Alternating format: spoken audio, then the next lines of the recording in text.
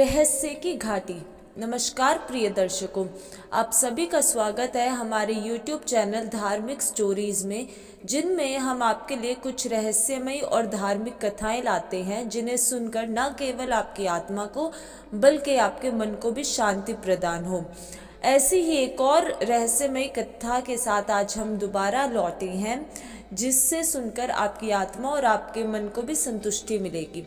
इस वीडियो को और इस कथा को स्टार्ट करने से पहले अगर तो आप इस चैनल पे पहली बार आए हैं और नए हैं तो चैनल को सब्सक्राइब कर लीजिए, बेल आइकन हिट कर लीजिए, ताकि जब भी हमारी अगली नेक्स्ट स्टोरी आए आप उसे सबसे पहले सुनकर अपनी आत्मा को और अपने मन को संतुष्टि प्रदान करें।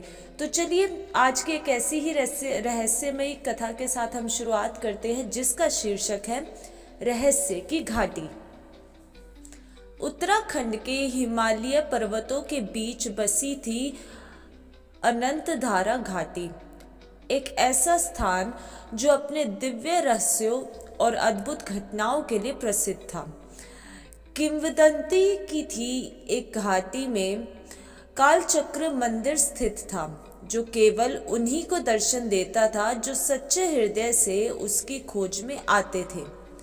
कई साधक इस घाटी की ओर गए, लेकिन बहुत कम ही लोग लौटकर वापस आ पाए। लौटने वालों की आंखों में अद्भुत शांति होती थी, मानो उन्होंने जीवन के परम रहस्य को पा लिया हो। बाकी जो वापस नहीं लौट पाते थे, या तो रास्ता भटक जाते थे या फिर रहस्य में समा गए थे। यात्रा की शुरुआत। राघव एक युवा साधक, जिसने वर्षों तक वेदों और उपनिषदों का अध्ययन किया था, इन कथाओं से बहुत प्रभावित था। उसके मन में जिज्ञासा थी, क्या सच में ऐसा कोई स्थान है जहां समय रुक जाता है और परम सत्य प्रकट होता है? गुरु से आशीर्वाद लेकर उसने अपनी यात्रा प्रारंभ की। मार्ग कठिन था, घने जंगल, बर्फ से ढकी पहाड़ियां और अनजाने जीव जंतु। दूसरे दिन जब वह एक संकरी घाटी से गुजर रहा था, तो उसे एक अजीब सी हवा में एक रहस्यमय मंत्र सुनाई देने लगा। शब्द स्पष्ट नहीं थे, लेकिन उसने एक गहरी शांति से उस मंत्रों को सुना। अचानक उसे लगा जैसे उसकी आंखों के सामने धुंध छा गई हो। जब धुंध छटी तो उसने खुद को एक अजीब जगह पर पाया। चारों ओर वीरान पहाड़ और अंधेरा था। सामने एक विशाल द्वार था, जिसमें लिखा हुआ था, जो अंधकार से डरता है वह प्रकाश को प्राप्त नहीं कर सकता। राघव समझ गया था कि उसकी पहली परीक्षा शुरू हो गई है।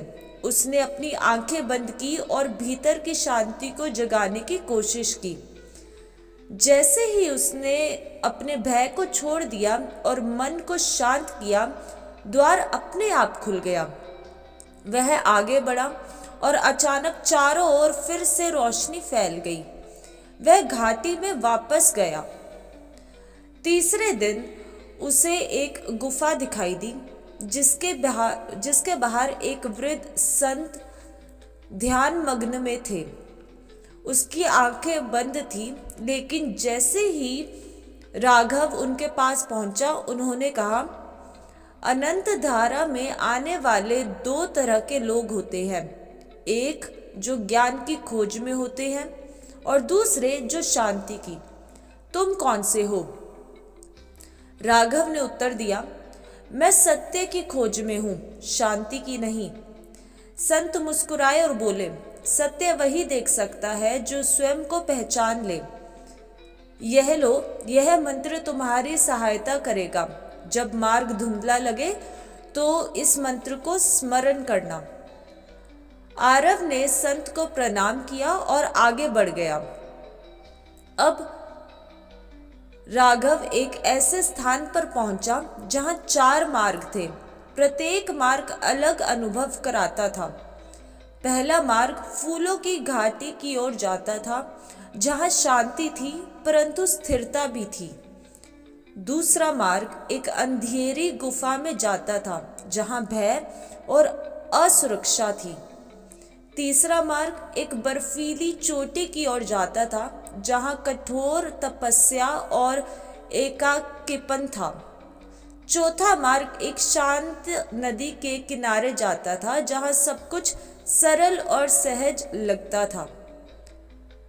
राघव उलझ गया, कौन सा मार्ग सही है। तभी उसने संत द्वारा दिए गए मंत्र को स्मरण किया और ध्यान लगाया। अचानक उसे महसूस हुआ कि शांत नदी का मार्ग प्रकाशमय हो रहा है। उसने बिना संदेह के उस मार्ग को चुना। जैसे ही वह आगे बढ़ा, बाकी सभी मार्ग लुप्त हो गए। वह एक प्राचीन द्वार के सामने पहुंचा जिस पर लिखा था, समय के बंधन से मुक्त होने वाला ही भीतर प्रवेश कर सकता है। अब उसे यह समझ आ गया था कि समय के बंधन से मुक्त होने का क्या अर्थ है। उसने अतीत के बारे में सोचा जो बीत गया, जिसे बदला नहीं जा सकता। फिर भविष्य के बारे में जो अभी आया नहीं पर जिसकी चिंता हमें हर समय रहती है। उसे समझ आया कि यदि वह इन दोनों से मुक्त हो जाए तो वह केवल वर्तमान में रहेगा। उसने अपनी सभी चिंताओं को त्याग दिया और जैसे ही उसने पूर्ण समर्पण किया, द्वार खुल गया। अंदर एक अद्भुत दृश्य था। चारों ओर एक स्वर्णिम प्रकाश था और बीच में एक विशाल घड़ी थी। लेकिन यह घड़ी समय नहीं दिखा रही थी क्योंकि उसकी सुइयां रुकी हुई थी। तभी एक दिव्य आवाज गूंजी, जो समय के पार देख सकता है वही जीवन का रहस्य समझ सकता है। राघव को अचानक एक गहरी अनुभूति हुई। समय केवल एक भ्रम है, जीवन का सत्य केवल इस क्षण में है। जैसे ही वह बात उसको बोध हुई, घड़ी की सुइयां अदृश्य हो गई और सारा प्रकाश आरव के भीतर समा गया। वह वापस उसी घाटी में था, लेकिन अब सब कुछ स्पष्ट था। उसे समझ आ चुका था कि जीवन केवल अतीत और भविष्य में उलझने का नाम नहीं, बल्कि वर्तमान को पूर्ण रूप से जीने का नाम है। उस दिन के बाद राघव स्वयं एक संत बन गया। उसने लोगों को सिखाना शुरू किया कि सच्ची शांति और मुक्ति केवल वर्तमान में जीने में ही है। लोग उसे अनंत धारा का साधक कहने लगे। जो स्वयं को जान ले वही ब्रह्मा को जानता है। धन्यवाद। बोलिए हर हर महादेव।